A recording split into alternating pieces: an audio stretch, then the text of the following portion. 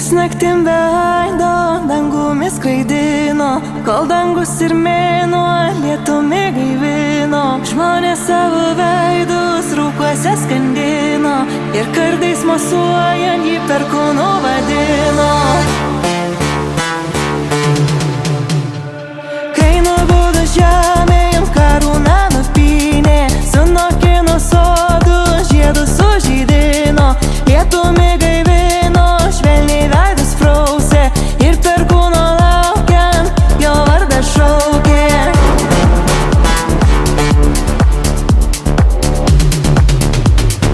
Perkūnu vadino.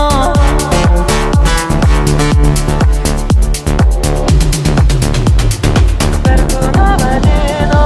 Kai nubudo žemė, jam karūna nupynė, sunokino sodus, žiedus sužydino, lietumi gaivino, švelniai veidus prausė ir perkūno laukiant jo vardą šaukė.